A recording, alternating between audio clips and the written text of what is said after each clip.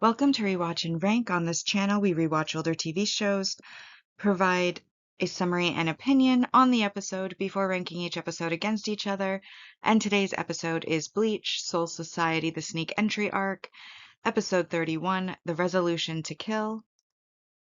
Episode in a nutshell is a brief reminder of what happened in the episode. So the episode begins with a recap of Renji and Ichigo's fight that happened at the end of the last episode. So like the last 2 minutes of their fight last episode is redone in the first 2 minutes of this episode.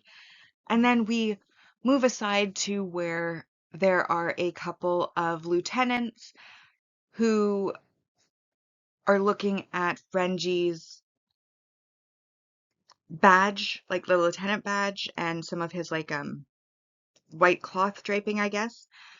And basically are debating whether they should tell the captains about the fact that he left it behind because he had snuck out of that meeting and then left his lieutenant stuff, so they're worried that he's going to do something, but they decide to keep it a secret for now. We then have the continuation of the fight between Renji and Ichigo, and they clash back and forth with Ichigo clearly at the disadvantage despite his bravado at the end of the last episode of being, oh, if that's your true power, then I think I'm good. He quickly finds that that is not the case. And after a brief flashback to his training on continuous attacks and how to defeat them, he then tries to defeat Renji's continuous attack. However, he does end up failing, and Renji says that that is because it is the difference in power between the two of them. The second half of the episode then is an extended training flashback to when Urahara was pushing Ichigo because Ichigo had that massive attack early on in the training. Once he awakened his Shinigami powers, Urahara was trying to drive him to be able to do such an attack at will. And so we basically see that driving, and then Urahara comments on how Ichigo's sword is only fear. It's a fear of getting cut, a fear of cutting, a fear of somebody that they're protecting dying, and basically tells him to switch his mindset to be more resolved, to it being, if I'm fighting you, I will cut. If I'm defending, I will not be cut. And then if I am protecting, that person will not die. And basically, rather than fear, have it be resolve. And we see Ichigo finding that resolve during training, and his pupils change color from brown to like an icy white blue, and he does manage to show his resolve in the training. So then we go back to the fight that has been happening throughout this entire episode, and we see Ichigo apologize to Renji that it had taken him this long, and then says, here's my resolve. His pupils again change color. His controlled spiritual power is released more, and he attacks Renji, managing to get a strong cut and also makes Renji's hair fall out of its hair tie. And this, of course, depresses Renji because he's upset that he's lost. And we basically end the episode on him yelling out in despair.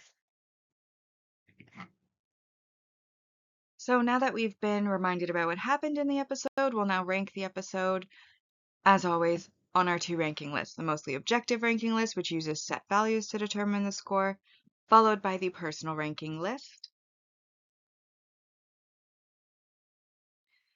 So we first have our multi-arc supporting character development, which is the fact that Renji gave up his clothing to, well, like his lieutenant badge and everything, in order to go after Ichigo, and that is worth 3 points.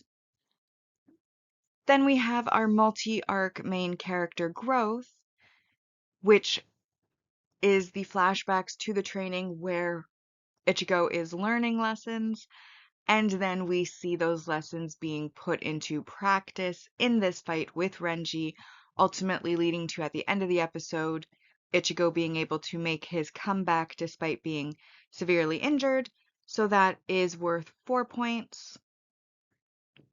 And then we do have a bit of world building as well in that Urahara explains that in the case of Shinigami attacks, if a Shinigami has a continuous attack, the more powerful it is, the fewer repetitions they'll be able to unleash, and therefore that gives somebody an advantage in a fight.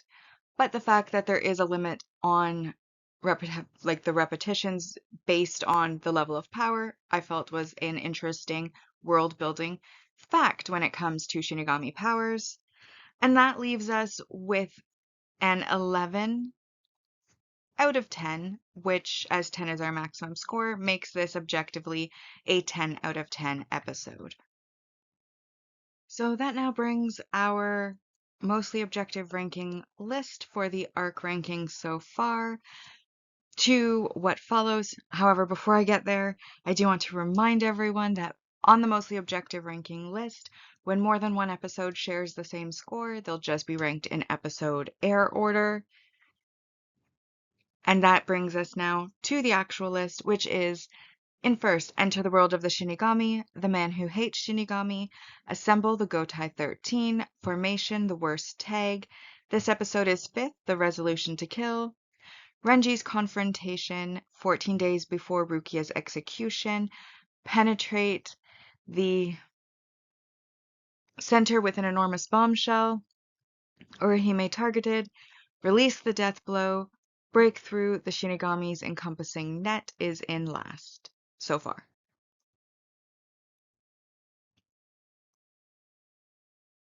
So next we come to the personal ranking. And I don't have much commentary to add because it essentially was a battle episode. We had Renji versus Ichigo on the battle, and then we had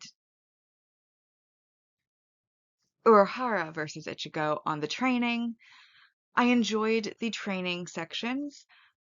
I like Urahara as a character, and I also liked that we got to see where his growth, well, Ichigo's growth was coming from, especially since they kind of skipped over that in the actual scenes of the show where they were training originally. Like it was basically he awakened his Shinigami powers and then like time skip to them entering the Shinigami realm. So I like that we're getting some flashbacks to expand on that missing portion of time. I enjoyed that.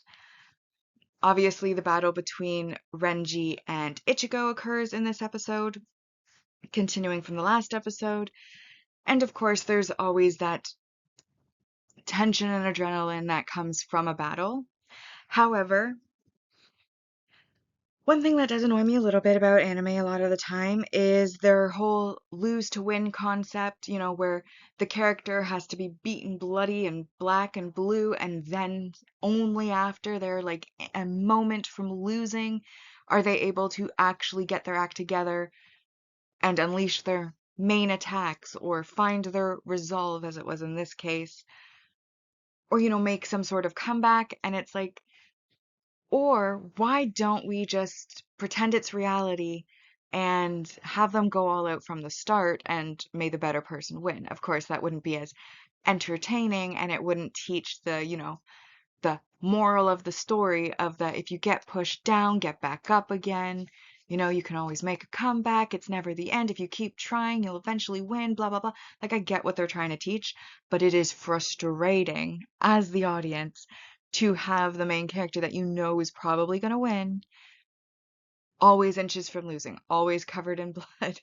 And I also wanted to point out, happily, we once again got a couple of shoulder wounds because in the first arc of the series, every wound was a shoulder wound, and they've really upped their game with the variety. But this episode, Renji got a shoulder wound, and so did Ichigo. And so I just also wanted to point that out. Anyways, I did really enjoy this episode.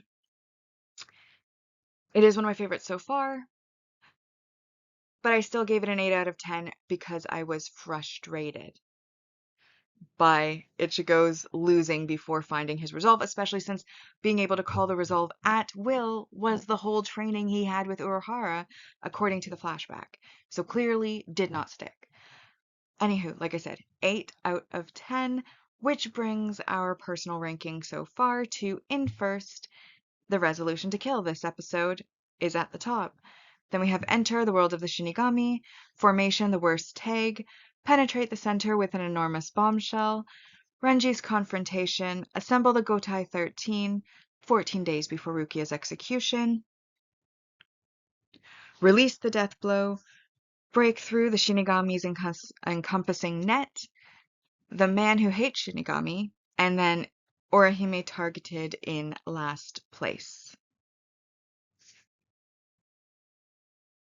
Which now brings us to our series rankings so far, and our first arc on the mostly objective ranking got a score of 84%, and so far the second arc has a score of 90 out of 210. On our personal ranking side, Agent of the Shinigami is at first with a score of 63%, and Soul Society the Sneak Entry is at 65 out of a possible 210. So with that, we've now rewatched and ranked Bleach Soul Society the Sneak Entry Arc, Episode 31, The Resolution to Kill. Like and subscribe if you'd like to, and I'll see you in the next episode.